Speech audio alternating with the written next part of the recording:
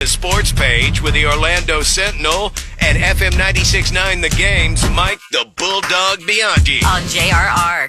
All right, Dog, we got you there?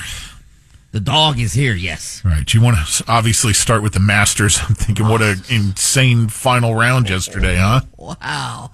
Rory McIlroy, just an incredible up and down round. I mean, just so many blunders, but then he had so many brilliant shots as well. He tried his best to choke it away. He did. He had a 2-shot lead gone after the first 2 holes. The big meathead looked like he might do something. Then the meathead, Bryson DeChambeau, faded out. He didn't do it after those first couple of holes. He had a 4-shot lead in the back 9. That was gone in 3 holes with just, I mean, he was hitting, I don't know what he was doing with his wedges. He was hitting them in the water, hitting them in sand traps, and then boom.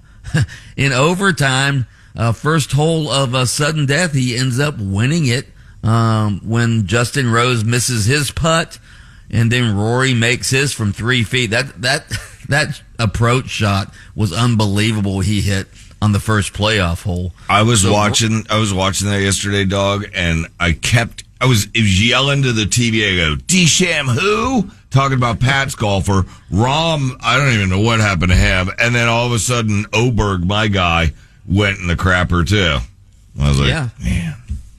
And Rory ends up winning it. That completes his career Grand Slam. Only the 6th player of all time to do that. Of course, he hasn't won a major in 11 years, so it ended that drought as well. Man, I must admit, call me soft if you want. When Rory was sobbing on the green after he won, I got a little misty-eyed. I did too. Pat, Did you? I can't say I was squirting a few with you two pussies. Wow, that's a heavy sentence right there. Wow. So congratulations to Rory. That was a big win, obviously, for him. Probably the biggest win of his career. Plus, now he gets to pick the dinner for next year's Champions Dinner. That's right. I hear it's going to be bangers and mash. Or a 6-pack. And my dad used to always say, you know what the Irish 6-pack is? 5 beers and a potato. So maybe he'll do that. Good Lord.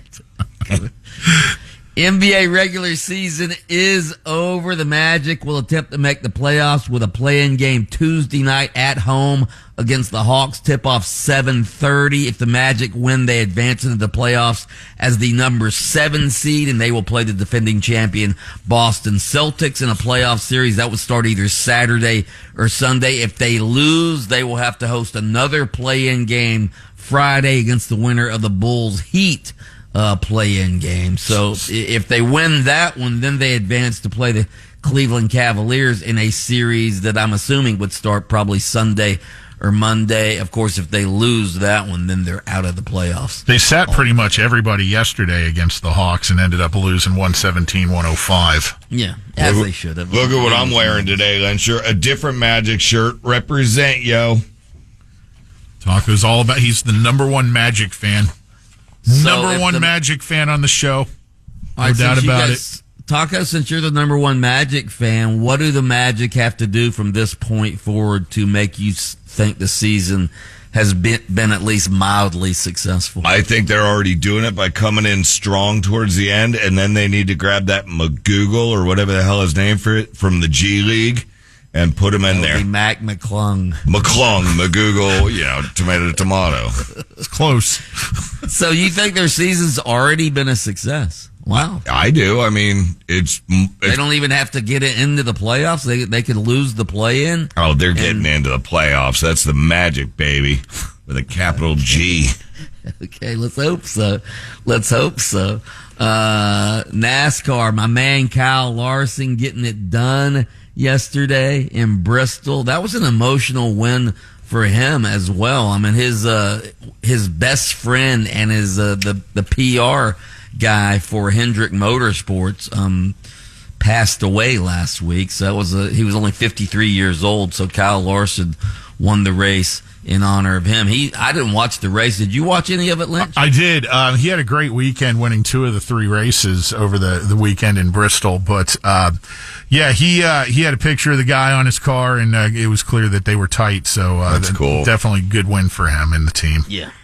Orlando City. Hold on. Lights out at the F1 desk. We go to our F1 insider from Bahrain. Spent the entire weekend there. Taco Bob, what do you got for us? Bahrain, bro. That's about to Bahrain. I mean, we call it bra rain because we had a total bra win yesterday.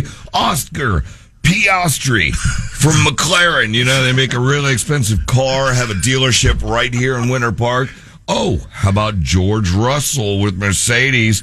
And then Lando Norris was next. And then, what's his name? My guy, Max Verstappen was strapping in the back. I think, what was he, 6, Pat? 6, yeah. Thank you, Taco Bob, our F1 insider in the F1 desk. On to Orlando City, Bulldog. I am F1 Orlando all the City, time. Pedro Galasi had another clean sheet, the 50th of his career. Orlando City keeps their unbeaten streak now at 5 games with a 0-0 draw with the New York Red Bulls. That was a good result considering they played much of the game one man down. So good for Orlando City. The Pride continue to win. They're unbeaten. Barbara Banda scores the only goal as the Pride, who are now 4-0. They beat Seattle 1-0 over the weekend.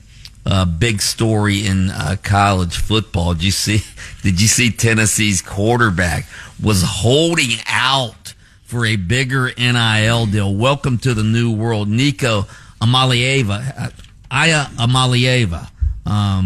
He's off the team now. He was their starting quarterback. He was holding out. He didn't show up for practice on Friday. Wanted a bigger NIL deal. Wanted to renegotiate it.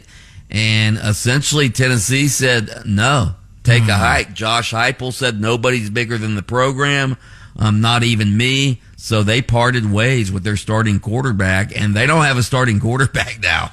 So how's the Tennessee fan base reacting to that? Well, obviously, Nico is a pariah up there now. He's a pariah throughout college football.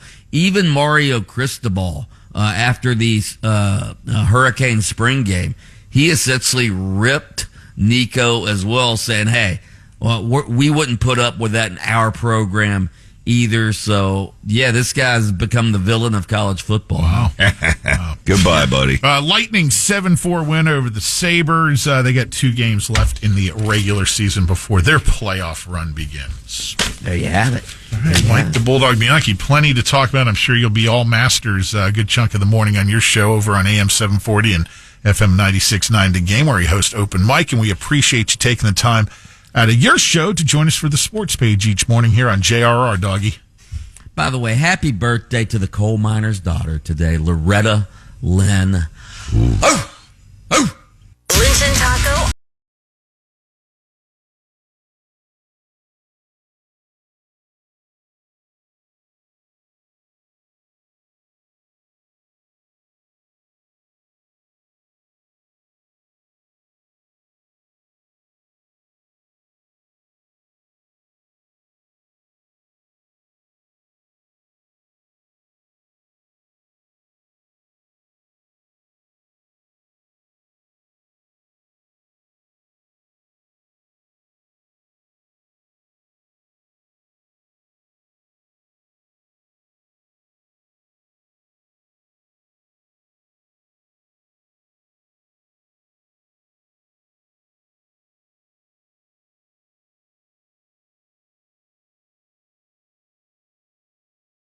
On demand. Download the iHeartRadio app.